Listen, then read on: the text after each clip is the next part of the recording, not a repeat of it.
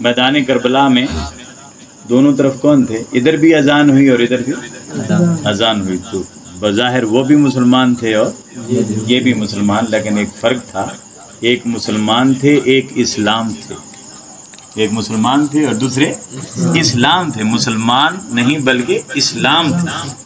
شاہ ہست حسین، بادشاہ ہست حسین، دین ہست حسین، دین پناہ ہست حسین، سرداد نداد دست در دست یزید، حقہ کے بنائے لا الہ ہست حسین۔ ایک طرف کلمہ پڑھنے والے تھے، ایک طرف وہ تھے جن کا کلمہ تھا، جن کا کلمہ تھا۔ تو پھر بھی کچھ لوگ مسلمان بنے بیٹھے ہیں، نقطۂ با کبھی ادراک نہیں ہے جن کو۔ علی کو جانتے نہیں، قرآن پڑھتے، علی کو جانتے نہیں، قرآن پڑھتے، علی کو بغیر جانے قرآن پڑھا جا سکتا ہے؟ بھائی وہ نقطہ تو علی ہے، جب تک نقطہ نہیں تو قرآن نہیں ہے۔ تو نقطۂ با کبھی ادراک نہیں ہے جن کو، آج وہ حافظ قرآن بنے بیٹھے ہیں، آج وہ حافظ قرآن بنے بیٹھے ہیں۔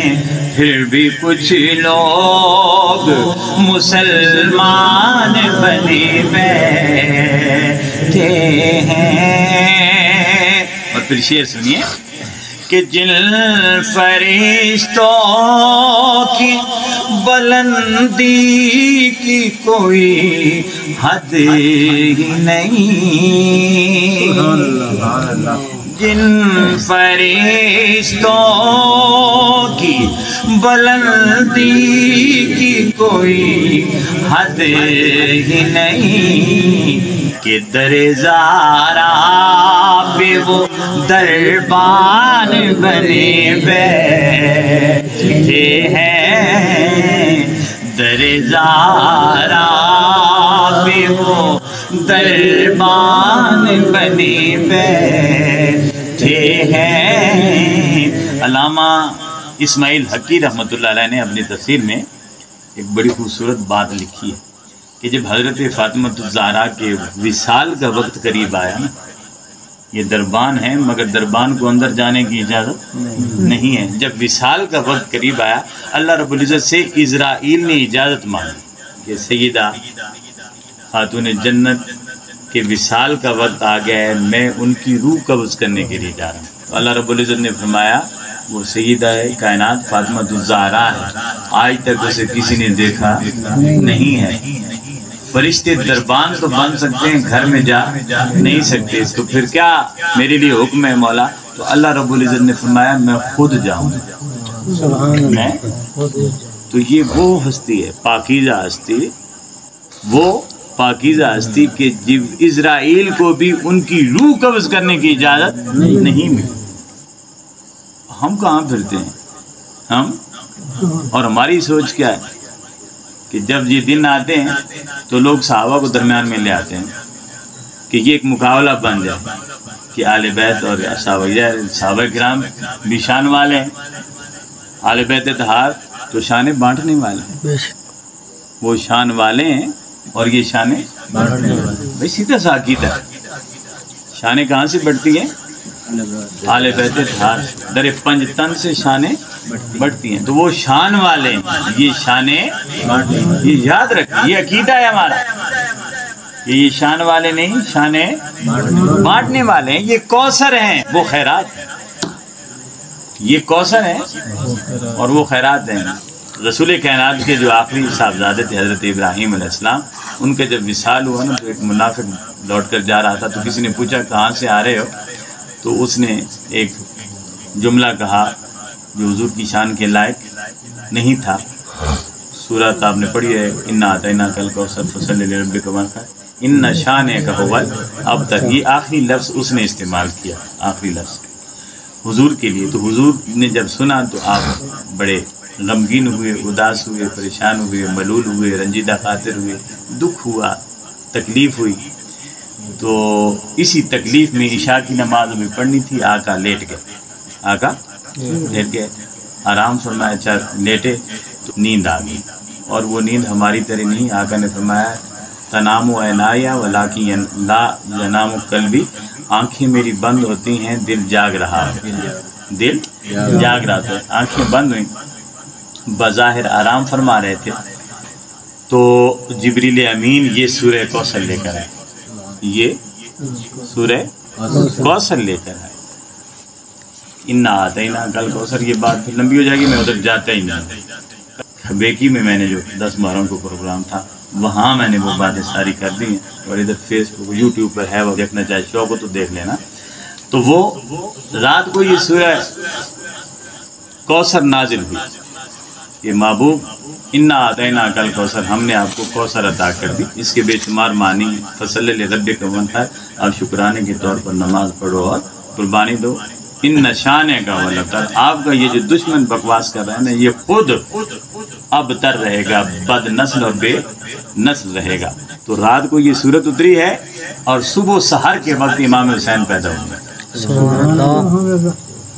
کوئی سمجھ آئی بات؟ رات کو یہ صورت نازل ہوئی اور صبح حضرت امام حسین پیدا ہوئے، امام حسین پیدا ہوئے۔ تو گویا اب جتنے بھی معنی ہیں وہ اپنی جگہ پر ٹھیک ہیں، مگر اس کا اصلی معنی کیا ہے؟ انا آتینا کل کوثر، محبوب پریشان کیوں ہوتے ہو؟ ہم تمہیں حسین دیتے ہیں، ہم تمہیں حسین دیتے ہیں، ہم تمہیں حسین دیتے ہیں۔ تو یہ کوثر ہے، یہ کیا ہے؟ کوثر۔ ابھی کوثر کسے کہتے ہیں؟ کثرت کی جہاں انتہا ہوتی ہے اور اس سے اوپر کوئی کثرت نہیں ہوتی، اس سے اوپر کوثر ہوتا ہے، اور کوثر سے اوپر صرف ایک ذات ہے اور اسے اللہ کہتے ہیں۔ کیا کہتے ہیں؟ اللہ۔ پھر کوثر ہے اللہ سے نیچے، اور کوثر کے نیچے ساری کثرت ہے، ساری۔ اب کہا میں نے تجھے کوثر عطا کر دیا، حسین کی صورت میں ساری کثرتیں تجھے، حتیٰ کہ کثرتوں کی انتہا اور کمال عطا کر دیا، جہاں کثرتیں جا کر ختم ہو جاتی ہیں، اینڈ ہو جاتی ہیں، ایک کوثر رہ جاتا، اس سے اوپر ایک واحد ذات ہے اور وہ اللہ کی ذات۔ اس لیے پنجتن پاک ایک ہی ذات کے نام ہے۔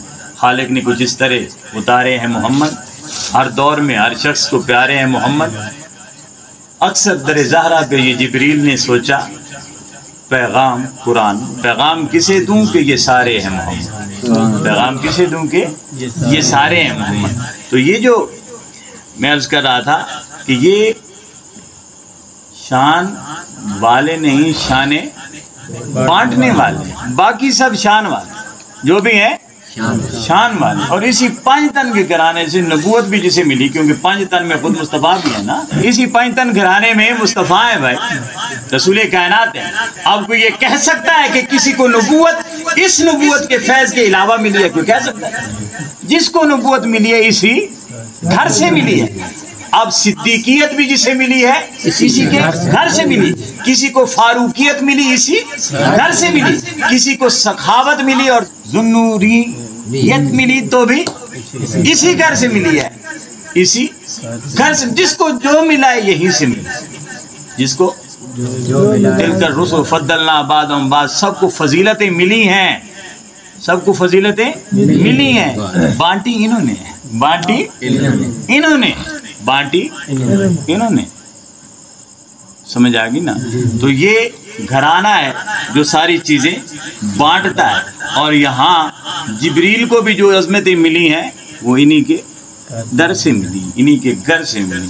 جنت اور دوزخ کا معیار یہ ہستیاں ہیں، ان کی دوستی جنت ہے، ان کی دشمنی جہنم ہے، ان کی دوستی ایمان ہے، ان کی دشمنی کفر ہے، سیدھی سی۔ اور یہ قرآن ہے اور یہ احادیث ہے، ادھر نہیں جاتے، بات بڑھ جائے گی۔ میں کیا کہہ رہا تھا کہ جن فرشتوں کی بلندی کی کوئی حد ہی نہیں، در زہرا پہ وہ دربان بنے بیٹھے ہیں۔ اور پھر شعر سنیں، شعر سنیں، دشمن ہے در کرار کو جنت کی طلب.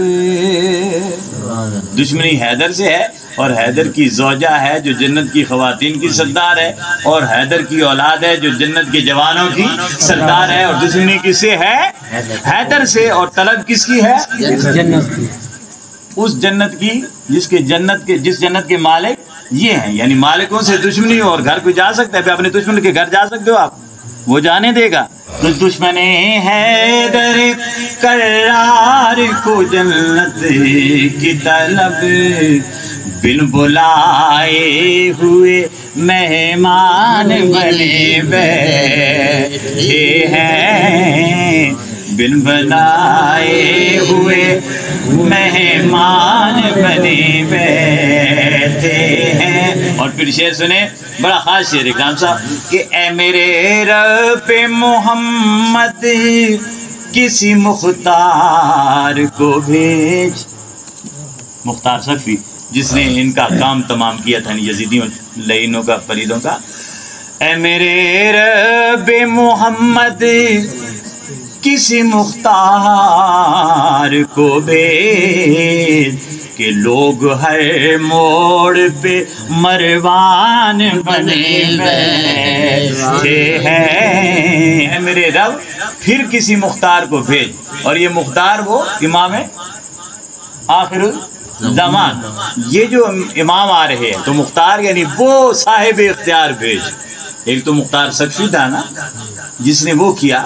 تو مختار سقفی نے جب اس کا دور آیا 5-6 سال ہوئے، اس کے بعد جب آیا تو اس نے ہر وہ شخص جو قاتل حسین تھا اسے پکڑ کر پھانسی چڑھایا. اور جیسی اس نے سزا دی تھی ویسے اسے سزا دی گئی. مختار سقفی. اور یہ دوسرا مختار ہے جو ہم وارث مالک اور مختار کر رہے ہیں. وارث مالک اور مختار جسے ہم پڑھ رہے ہیں، ساری گفتگو کی ہے کہ لو ہے میرے رب محمد کسی مختار کو بھیج، لوگ ہر موڑ پہ مروان بنے بیٹھے ہیں. اب شعر دیکھیے آخری شعر کہ صرف اور صرف یہ صدقہ ہے ابو طالب کا. سبحان اللہ. صرف اور صرف یہ صدقہ ہے ابو طالب کا. لوگ جو آج مسلمان بنے بیٹھے ہیں، لوگ جو آج مسلمان بنے بیٹھے ہیں، قتل شبیر میں الجان بنے بیٹھے ہیں. پھر بھی کچھ لوگ مسلمان بنے بیٹھے ہیں.